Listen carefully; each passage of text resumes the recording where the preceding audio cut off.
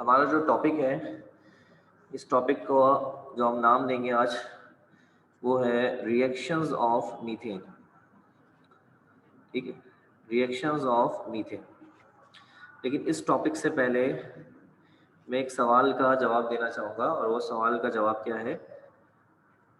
Y alkanes are known as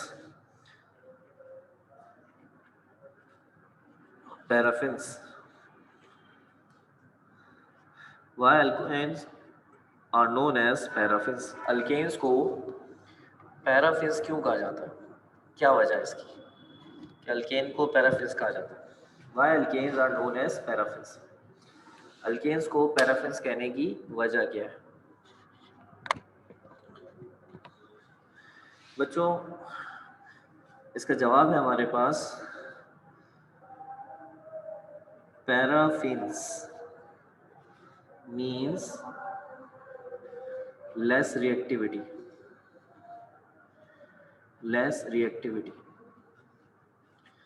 paraffin का मतलब होता है कम रिएक्शन की तरफ माइल होना, कम रिएक्शन करके देना। और अल्केन्स जो होते हैं वो ज्यादा रिएक्शन नहीं करते।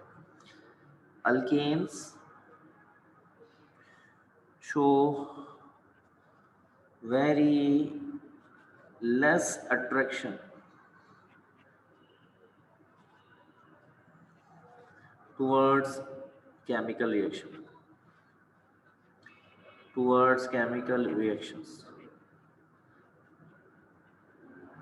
अल्केन जो होते हैं वो केमिकल रिएक्शन की तरफ इतने अट्रैक्ट नहीं होते हैं, कि बहुत ही गिने चुने रिएक्शंस पाए जाते हैं, बहुत ही लिमिटेड रिएक्शन पाए जाते हैं। आखिर वो क्या ऐसी वजूहत है जिसकी वजह से अल्केन्स, कोई भी अल्केन हो, मीथेन हो, इथेन, प्रोपेन, ब्यूटेन, कोई भी हो, ये क्यों आखिर रिएक्शन की तरफ इतना माइल नहीं होते, जिसकी वजह से इन्हें पैराफिन्स कह दिया गया है। ठीक है, due to the absence of following three factors। following three factors, तीन ऐसी वजूहात हैं जिनकी बिना पर अल्केन्स को पैराफिन्स कहा गया है, और उनकी वजह से, जो अल्केन में तीनों चीजें नहीं है, जिनकी वजह से ये केमिकल रिएक्शन की तरफ माइल नहीं होती। Number 1, pi bonds. Number 2, polarity. Number 3, lone pair. बच्चों, जब भी कोई कंपाउंड रिएक्शन करेगा तो उसमें के पास अगर इन तीन में से कोई भी एक चीज एग्जिस्ट करती है, वो रिएक्शन कर जाएगा और रिएक्शन की तरफ फौरन भागेगा, डाइवर्ट होगा, अट्रैक्ट करेगा सब। लेकिन अगर इनमें से चीजें कोई भी प्रेजेंट नहीं है उसके अंदर, तो वो रिएक्शन नहीं करेगा। सबसे पहली बात करते हैं पाई बॉन्ड्स। पाई बॉन्ड कहते हैं डबल कोवलेंट बॉन्ड और ट्रिपल कोवलेंट बॉन्ड। किसी भी कंपाउंड में अगर डबल कोवलेंट बॉन्ड होगा, ट्रिपल बॉन्ड होगा, वो 100% केमिकल रिएक्शन करेगा और बहुत ज्यादा रिएक्शन की तरफ अट्रैक्ट करेगा। अगर हम अल्केन्स की बात करते हैं तो अल्केन जो है वो सिंगल कोवलेंट बॉन्ड कंपाउंड्स होते हैं, इनमें डबल और ट्रिपल बॉन्ड नहीं होता, इसकी वजह से ये रिएक्शन की तरफ माइल नहीं होते। ठीक है। दूसरा, पोलैरिटी। पोलैरिटी का मतलब क्या होता है बेटा? Partial positive, partial negative. जैसे मिसाल के तौर पे ऐसे दिखाता हूँ, ये देखिए, ये अमोनिया है, अमोनिया, ये अमोनिया का मॉलिक्यूल का स्ट्रक्चर। इसमें जो नाइट्रोजन होता है ये पार्शियल नेगेटिव और ये सब हाइड्रोजन पार्शियल पॉजिटिव होता है। इसे कहते हैं पोलैरिटी, चार्ज का होना है। पोलैरिटी वाला चार्ज का होना। तो अल्केन्स जो होते हैं उनके अंदर इस तरह की पोलैरिटी नहीं पाई जाती, चार्जेस नहीं एग्जिस्ट करते। और अगर ये चार्जेस नहीं होते तो दूसरा कोई एटम जो है वो अट्रैक्ट नहीं होता रिएक्शन के लिए। अब यहाँ पे फर्ज कर लें एक एक्स है जिसके ऊपर नेगेटिव लगा हुआ है, तो वो नेगेटिव अट्रैक्ट होगा इस पॉजिटिव की तरफ। लेकिन अगर यहाँ पे किसी के पास कोई नेगेटिव पॉजिटिव नहीं होता तो कोई भी अट्रैक्ट नहीं होता। तो किसी भी कंपाउंड में अगर पोलैरिटी होती है, पॉजिटिव नेगेटिव चार्जेस होते हैं, तो दूसरे और एटम जो कंपाउंड्स होते हैं, सब्सटेंस होते हैं, वो अट्रैक्ट होते हैं उसकी तरफ और रिएक्शन करते हैं। अल्केन्स में से किसी भी मेंबर में पार्शियल पॉजिटिव और पार्शियल नेगेटिव यानी पोलैरिटी एग्जिस्ट नहीं करती, मिसिंग है। तीसरी बात है लॉन पेयर। लॉन पेयर का मतलब क्या होता है कि आपने बॉन्ड बना लिए अपने सारे, अभी भी आपके पास कोई फालतू पेयर पड़ा हुआ है। अब जैसे इसी नाइट्रोजन की मिसाल ले लें या ऑक्सीजन की मिसाल देता हूं मैं आपको। ऑक्सीजन ने बेटा H2O बनाया, 2 हाइड्रोजन के साथ बना लिया ऐसे करके बॉन्ड, अभी भी ऑक्सीजन के पास एक पेयर ये फालतू पड़ा हुआ है। इस फालतू पेयर को हम कहते हैं लॉन पेयर। अब ये क्या कर सकता है, ये वाला पेयर किसी और को दे सकता है और रिएक्शन कर सकता है। अगर हम अल्केन्स की बात करें, अल्केन में कोई भी हो, मीथेन, ईथेन, प्रोपेन, इन सब के अंदर जो कार्बन लगे हुए होते हैं वो सब के सब अपने इलेक्ट्रॉन को शेयर करके सिंगल कोवलेंट बॉन्ड बना लेते हैं और किसी भी कार्बन के पास कोई भी लॉन पेयर फालतू नहीं पड़ा होता, जिसकी वजह से रिएक्शन की तरफ ये माइल नहीं होते। तो अगर हम कहें कि alkanes are known as paraffins, reaction की तरफ माइल नहीं होते, तो ना उनमें डबल ट्रिपल बॉन्ड होता है, ना उनमें पोलैरिटी होती है, पॉजिटिव नेगेटिव पार्शियल चार्जेस नहीं होते, ना ही उनके पास कोई एक्स्ट्रा बॉन्ड पेयर होता है जिसे वो डोनेट करके रिएक्शन कर सके, इसलिए हम इन्हें पैराफिन्स कहते हैं। बताएं, सवाल का जवाब समझ में आया?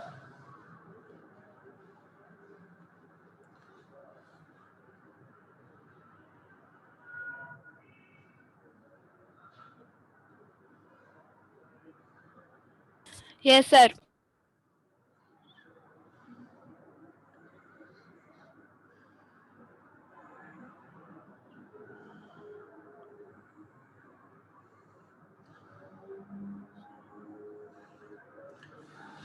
बाकी तो हम स्टूडेंट भी बता दें जल्दी से, शाबाश, वेरी गुड वेरी गुड। और के बाकी तो हम स्टूडेंट भी बता दें। मुस्कान का रिप्लाई आ गया, कोई एक आध आवाज़ और भी आई थी, इरफान का भी जवाब आ गया, अलीशा का भी आ रहा है, वेरी गुड। बाकी बच्चे भी जवाब देते हैं जल्दी से, शाबाश। ओके लिखना है और इस बात को कंफर्म करना है कि आपके पास समझ में आ गई है, ठीक है। अब हम जल्दी से रिएक्शंस ऑफ मीथेन की तरफ जाते हैं। रिएक्शंस ऑफ मीथेन के अंदर जो हमारा पहला रिएक्शन है उसका नाम है combustion reaction. Combustion reaction, combustion reaction क्या होता है? कंबशन का मतलब होता है जलना।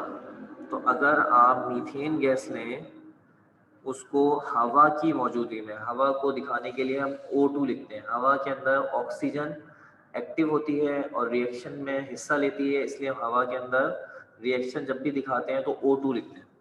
आपने क्या दिखाना है? फ्लेम दिखाना है, आग।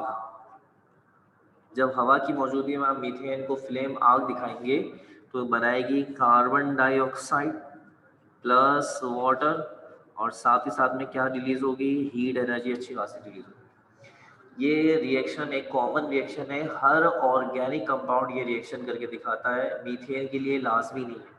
हर रिएक्शन, कोई भी ऑर्गेनिक कंपाउंड हो, अल्केन हो, अल्कीन हो, अल्काइन हो, एलिफेटिक हो, एरोमेटिक हो, वो लाजमी कंबशन में कार्बन डाइऑक्साइड और वाटर बनाता है। बताएं, कंबशन रिएक्शन समझ में आ गया? यहाँ बैलेंस के नंबर लगेंगे, वो नंबर आप लगाकर इसको बैलेंस कर सकते हैं, आसान है, बैलेंसिंग इतनी मुश्किल नहीं है। जैसे यहाँ 2 लगा दें और यहाँ 2 लगा दें, ये बैलेंस हो जाएगा। ओके करें, पहला रिएक्शन समझ में आ गया आपको? शाबाश, जल्दी से। Okay sir. गुड। दूसरा रिएक्शन जो है, आज असल में हमारी क्लास लेट स्टार्ट हुई, उसकी वजह ये थी कि सेमिनार आपको पता है आपका हो रहा था, और सेमिनार के बाद मेरी असल में क्लास भी थी, तो वो क्लास ज़रा थोड़ी देर से ख़त्म हुई, जिसकी वजह से थोड़ी देर हो गई। तो हमें अपनी क्लास टाइम पे ख़त्म करनी है, क्योंकि बाकी टीचर्स भी अपने टाइम पे क्लासेस स्टार्ट करेंगे, तो आज क्लास ज़रा हमारी थोड़ी शॉर्ट हो गई। तो कोशिश करते हैं कि रिएक्शंस कंप्लीट कर लें। 2 ही रिएक्शन है, photo halogenation of methane, photo halogenation of methane. बच्चों याद रखिए, जो कुछ भी आप पढ़ रहे हैं, मीथेन का स्ट्रक्चर, मीथेन का प्रिपरेशन जो आपका कल निकल गया, और ये मीथेन के रिएक्शन, ये सब रिड्यूस सिलेबस से हटा दिए गए। मेरा इनको पढ़ाने का बेसिक मकसद इन्हीं टॉपिक्स को असल में आगे जाकर ईथेन में दोबारा से पढ़ाना, क्योंकि मीथेन और ईथेन सेम फैमिली के, इसलिए मुझे मेहनत कम लगेगी, इस वजह से मैं पढ़ा रहा हूँ, वरना मीथेन बेटा रिड्यूस सिलेबस में शामिल नहीं है, याद रखिए। सीख लें, अच्छी बात है, आपको अच्छा समझ में आ जाएगा। बेटा फोटो, यहाँ लफ्ज जो ये फोटो लिखा हुआ है, फोटो, इससे मुराद लिया जाता है सनलाइट, ठीक है। हैलोजिनेशन, हैलोजिनेशन का मतलब क्या है? आपने मीथेन के अंदर क्या करना है बेटा? सब्स्टिट्यूशन करानी है, सब्स्टिट्यूशन। सब्स्टिट्यूशन का मतलब जानते हैं क्रिकेट अगर देखी हो आपने, हॉकी देखा हो, फुटबॉल देखा हो, मैं क्रिकेट की मिसाल से लेता हूँ। क्रिकेट में 11 खिलाड़ी होते हैं। बाज़ कोई खिलाड़ी इंजर्ड हो जाता है, ज़ख्मी हो जाता है या थक जाता है, तो वो ग्राउंड से बाहर जाता है और उसकी जगह पर दूसरा खिलाड़ी आ जाता है। ये खिलाड़ी ऐड नहीं होता, बल्कि ये खिलाड़ी क्या हो जाता है, सब्स्टिट्यूट हो जाता है। सही है ना? यानी अभी भी वही 11 के 11 ही खिलाड़ी हैं। तो बच्चों, किसी भी कंपाउंड में से कोई एटम निकले और उसकी जगह दूसरा एटम उसकी जगह ले ले, इसको हम कहते हैं सब्स्टिट्यूशन रिएक्शन। और जो अल्केन होते हैं बेटा, ये सब्स्टिट्यूशन रिएक्शन करते हैं, सब्स्टिट्यूशन। तो फोटो हेलोजिनेशन और मीथेन का मतलब क्या होगा, सूरज की रोशनी की मौजूदगी में सब्स्टिट्यूशन होगी, किसकी, ऑफ X2। ये X2 क्या होता है बेटा, ये X2 क्लोरीन हो सकता है, ये X2 ब्रोमीन हो सकता है। ठीक है ना? X का मतलब हेलोजन होता है, X का मतलब हेलोजन होता है, ग्रुप 7A के लिए इस्तेमाल करते हैं इसको। ठीक है भाई, यहाँ तक क्लियर हो गया? तो मीथेन में हम क्या करवाएंगे, सब्स्टिट्यूट करवाएंगे।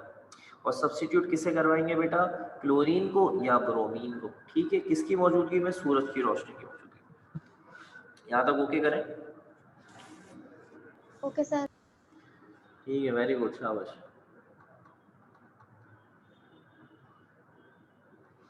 अब मैंने आपके सामने ली मीथेन गैस, ये CH4, और रिएक्शन कराया क्लोरीन से। ये देखें, क्लोरीन का मॉलिक्यूल आ गया, ClCl।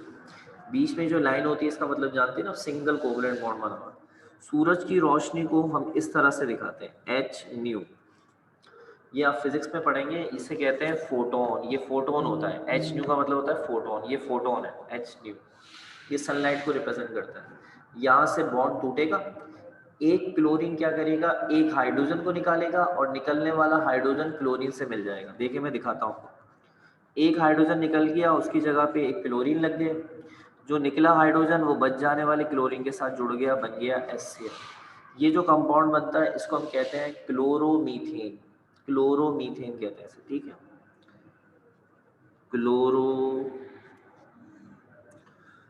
क्लोरोमीथेन कहते हैं इसे, ये कंपाउंड। अब ये सिलसिला उस वक्त तक चलता रहेगा जब तक सारे हाइड्रोजन निकल ना जाए। ठीक है, ये था पहला मरहला। अब देखें दूसरा मरहला। अब क्लोरोमीथेन आगे आएगा, दोबारा से वही क्लोरीन का मॉलिक्यूल आएगा। अब सूरज की रोशनी दिखानी, क्योंकि सूरज की रोशनी से ही रिएक्शन बस एक दफ़ा स्टार्ट होना होता है। अब ये रिएक्शन चलता रहेगा, आगे बढ़ता रहेगा, तब तक जब तक सारे हाइड्रोजन एक एक करके ना निकले। दोबारा से क्लोरीन क्या करेगा, एक सब्स्टिट्यूट होगा, हाइड्रोजन को निकालेगा। अब बचेंगे 2 हाइड्रोजन और 2 क्लोरीन हो जाएंगे, क्योंकि एक पहले था, एक मजीद आ गया। निकलने वाला यहाँ से हाइड्रोजन और एक क्लोरीन आपस में जुड़ जाएंगे, क्या बनेगा, शाबाश, HCl। इसको हम क्या नाम देते हैं, इसको नाम देते हैं डाइक्लोरो।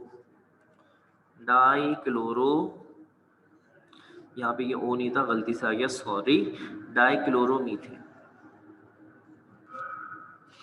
समझ में आ रहा है? शाबाश, जल्दी से। Yes sir.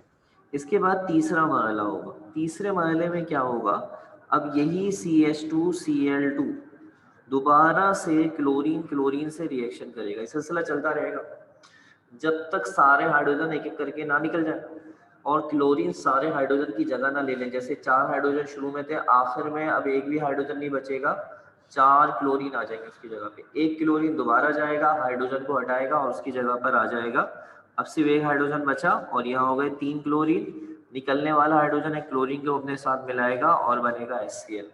ये कहलाता है ट्राइक्लोरोमीथेन।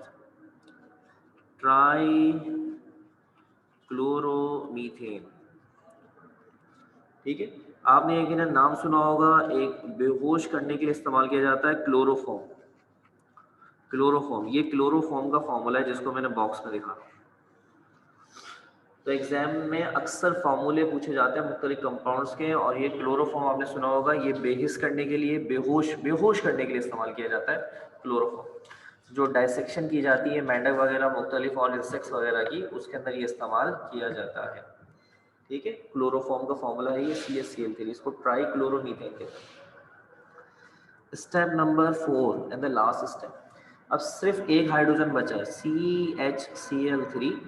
दोबारा से क्लोरीन आएगा और फिर दोबारा से आखिरी हाइड्रोजन जो बचा है वो निकलेगा, और यहाँ पर अब 4 क्लोरीन आ चुके हैं CCl4 प्लस बच जाने वाला क्लोरीन और हाइड्रोजन मिल जाएगा, और जो कंपाउंड बनेगा उसका नाम होगा टेट्रा क्लोरोमीथेन, टेट्रा क्लोरोमीथेन। ये रिएक्शन यहाँ पे आके फिनिश हो चुका है। अब जो हमें फाइनल प्रोडक्ट मिला वो हम यहाँ पे दिखाते हैं आपको कैसे बनेगा। एक फाइनल इक्वेशन भी बन सकती है। पहले यहाँ तक सब बच्चे ओके करें मुझे जल्दी से, शाबाश। Okay sir. सारे बच्चे वेरी गुड, ओके सर। शाबाश, जबरदस्त, वेरी गुड, जज़ाकल्लाह बच्चों। अब ये सारी इक्वेशन आप आपस में क्या कर दें, ऐड कर दें। ऐड करके फाइनल रिएक्शन लिखेंगे। कैसे ऐड करेंगे भाई, ऐड करना इन्हें आसान है, मुश्किल नहीं है। याद रखें जो चीज़ एक तरफ लिखी हुई है अगर वो इक्वेशन में दूसरी तरफ लिखी है तो वो प्लस माइनस करके माइनस हो जाती है, कैंसिल हो जाती है। जैसे ये लिखा हुआ है, ये लिखा हुआ है, तो ये कैंसिल हो जाती है। जो एक तरफ हो दूसरी दूसरी तरफ हो तो कैंसिल हो जाती है, लेकिन एक ही तरफ की जो चीज़ें होती हैं वो ऐड हो जाती है। ठीक है, अब जैसे CH3Cl यहाँ पर है, दूसरा यहाँ पर है, तो ये कैंसिल हो जाएगा ऐसे। इस तरह CH2Cl2 एक यहाँ पर है, एक यहाँ पर है, ये कैंसिल हो जाएगा। इनमें से एक को आप प्लस में, एक को माइनस में समझ लेंगे। इक्वेशंस का तरीका होता है। इसी तरीके से एक CHCl थी, एक यहाँ लिखा हुआ है, एक यहाँ लिखा हुआ है, ये भी कैंसिल हो जाएगा। ये सब कट जाएंगे। अब जो बाकी बचा उन्हें ऐड कर लें। क्या बचा, CH4 Cl Cl Cl Cl, ये कितने आ रहे हैं, 4। तो इसको ऐसे करके लिख देंगे, ये 4 दफा आ रहे हैं।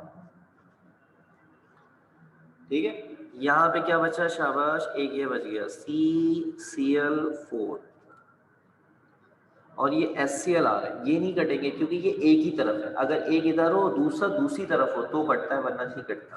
तो ये चारों ऐड हो जाएंगे, तो ये हो गया 4HCl। तो ये आपकी फाइनल इक्वेशन है।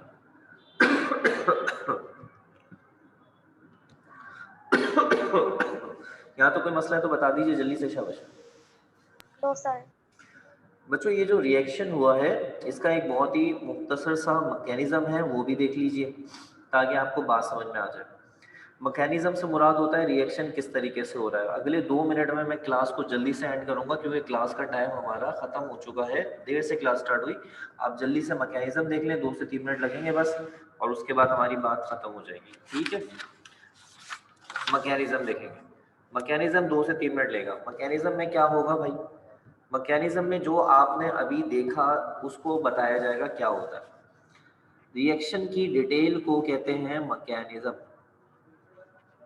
ठीक है, तो ये जो कुछ आपने देखा ये सब एक रिपीटिशन थी। असल में जो सबसे पहला स्टेप था ना वही चीज दूसरे में हुई, वही तीसरे में हुई, वही चौथे में। ठीक है, ऐसा ही हुआ ना।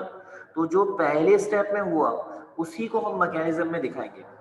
तो सबसे पहले जो स्टार्ट होता है उसे हम कहते हैं बेटा इनिशिएशन स्टेप। इनिशिएशन, इनिशिएशन, हाँ ये सही है। इनिशिएशन स्टेप, इनिशिएशन का मतलब होता है शुरुआत होना। सबसे पहले जो होता है वो एक क्लोरीन, और ये आया दूसरा क्लोरीन। इन दोनों के पास अपना अपना इलेक्ट्रॉन है जो इन्होंने शेयर करा हुआ है। सूरज की रोशनी इनके ऊपर पड़ती है, ये सूरज की रोशनी पड़ रही है, ये सनलाइट है, जिसकी वजह से इनका बॉन्ड टूट जाता है और दोनों क्लोरीन अपने अपने इलेक्ट्रॉन लेकर अलग हो जाते हैं। ये क्लोरीन जो दोनों अपने अपने इलेक्ट्रॉन लेके अलग हो गए, अपना बॉन्ड तोड़ दिया, इनको केमिस्ट्री की जबान में कहते हैं फ्री रेडिकल्स।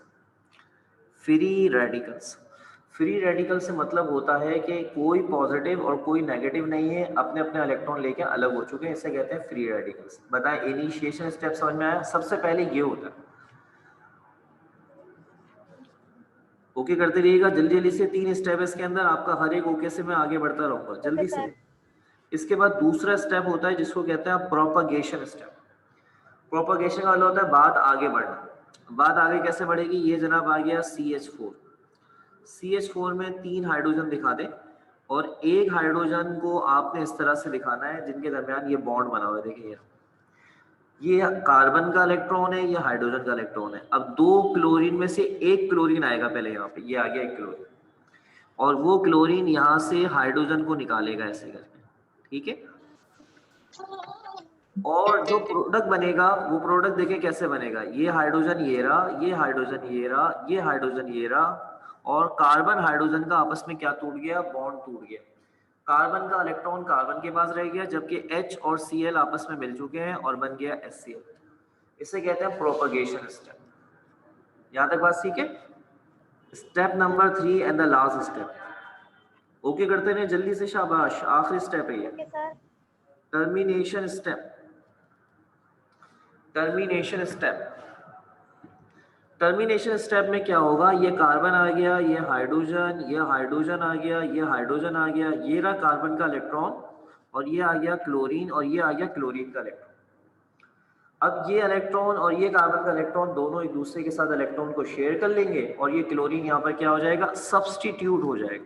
तो ये बना CH जो पहले से लगा था, और यहाँ कार्बन और Cl के दरमियान सिंगल बॉन्ड बन गया। अब यही वाला सिलसिला बार बार दोहराते रहेंगे, हर दफा जो आपने पीछे देखा यही चीज रिपीट होती रहेगी। तो एक जो आपने पीछे रिएक्शन, एक लाइन का जो रिएक्शन देखा था, उसमें ये 3 मामला होते हैं। पहले बॉन्ड टूटता है क्लोरीन क्लोरीन का, फिर क्लोरीन एक हाइड्रोजन को निकालता है, फिर जो जगह बचती है उस जगह पे क्लोरीन आ जाता है। सब बच्चे यहाँ पे ओके करेंगे, आपको सब समझ में आ चुका है? Okay sir. सब बच्चों को ओके कर दीजिएगा, सारे बच्चे। वेरी गुड वेरी गुड, सारे बच्चे जितने भी है वेरी गुड। और मुझे साथ में इजाजत दें, क्लास का टाइम खत्म हो चुका है। मिलते हैं आने वाली वीक के पीर के दिन ऑनलाइन। और ये हमारा अल्केन फैमिली के अंदर मीथेन कंप्लीट हो गया। अब जो मैं पीर को क्लास लूंगा उसमें मैं ईथेन की केमिस्ट्री पढ़ाऊंगा, ईथेन का स्ट्रक्चर और ईथेन की बाकी बातें। प्लस दूसरी बात ध्यान में रखिएगा, रिड्यूस सिलेबस में ईथेन शामिल है, ठीक है? अपना अपने घर वालों का ख्याल रखिएगा। मुझे दें इजाजत, अल्लाह हाफिज।